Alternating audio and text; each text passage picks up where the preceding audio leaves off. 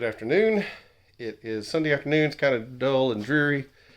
I'm going to change the oil in my 2014 Toyota Corolla LE. It's a 1.8 liter 4-cylinder. So to do this, you need 4.4 quarts of 0-20. I've got Mobil 1 Advanced Fuel Economy. It has a cartridge filter, so you need oil filter wrench. Has a little cap down underneath. I'll show you when I'm taking it off. You need a 14 millimeter socket to get the oil plug out. Need an oil drain pan. I got a new one because my old one is so old it's cracked and leaking. So, alright, make sure your vent's open. I've also popped out the dipstick and the fill cap. You might also want some gloves, which I'll probably want some gloves. Hopefully this is not a mess. Alright, so see there's the drain plug. Pop it loose. Hopefully this is not a big mess. Hopefully it's the drain plug. Oh yeah, it is the drain pan. Alright. I know I got some paper towels somewhere. There we go. Oh. I think the Corolla oil life monitor, maintenance light, whatever Toyota calls it, comes on at 5,000 miles. This oil actually looks really, really good. I always put synthetic in it. I think I put Mobil 1 in it last time. I've actually found that Tractor Supply has the best deal on oil. I'm not a big fan of the AutoZone like oil change specials because they usually give you some crappy like STP filter even with the good oil. So I order oh,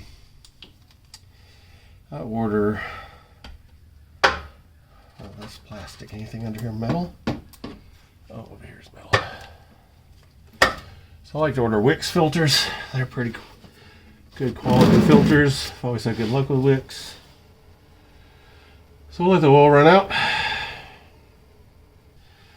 Alright, you could let it drain longer if you so desire, but I don't have that kind of time. I don't really care. It's got 99% of the oil out. So wipe the plug. And I always immediately tighten it so I don't forget. Alright. Wipe up any oil. Alright. And then... Alright, so this is your oil filter socket.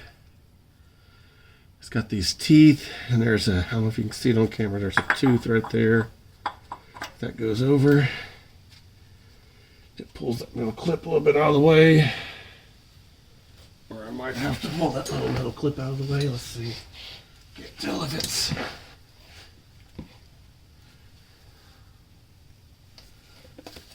Oh.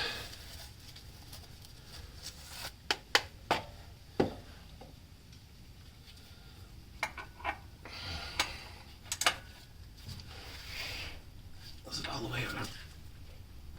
And it's really tight for some reason.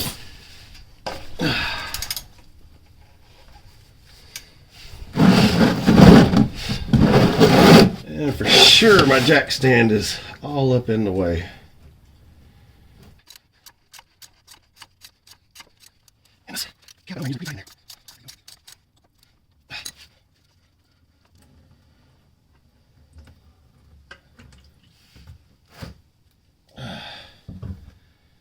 I think I did that without making too much more of a mess. The filter has a little O-ring here.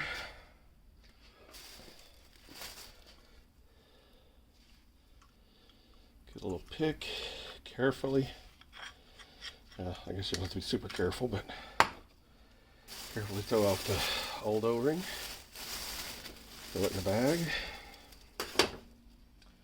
I've got clean paper towel.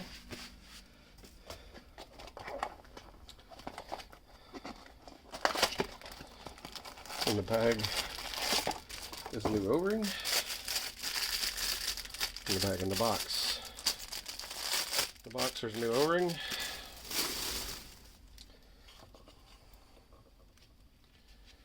Gonna get some oil on it. There's still some oil down in here, so just lube it up a little bit. Stretch it out. There's a groove right there. You'll make sure that the O-ring is in the groove. See how it's in the groove all the way around? All right. Here's our filter, best I can tell. There's no front or back, left or right. Both of these orange rubber ends are the same, so I just always put it with the writing facing out. Then it just slides in.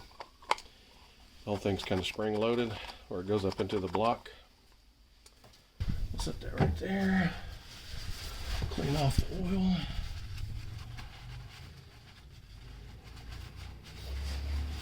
Make sure it's clean all the way around. It looks clean all the way around. Pick up these drops. And then screw it back in.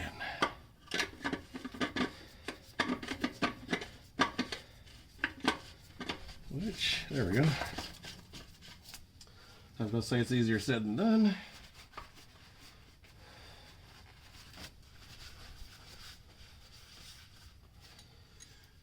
And probably going to use a ratchet now because my hands are greasy.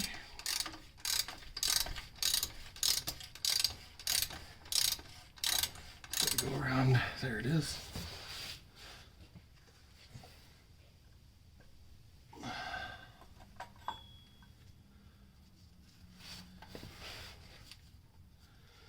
Alright, so I'll show you what that looks like.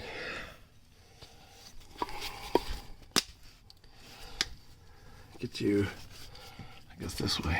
So there's the oil filter. There's a little metal clip.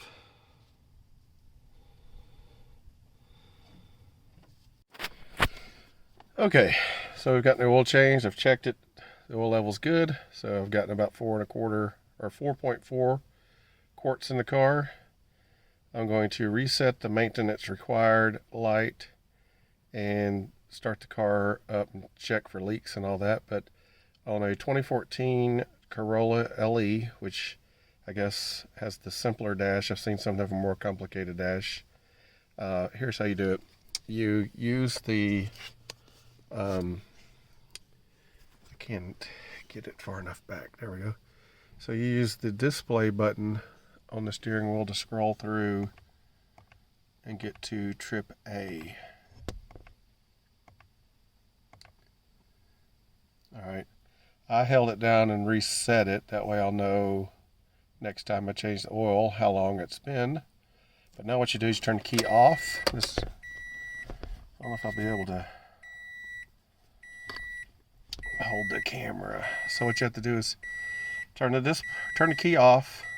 Then we're going to hold down the display button and turn the key to the run position, but not start the car. So the last position before you turn on the starter. So hold the display button down, which you can't see, but I'm holding it down.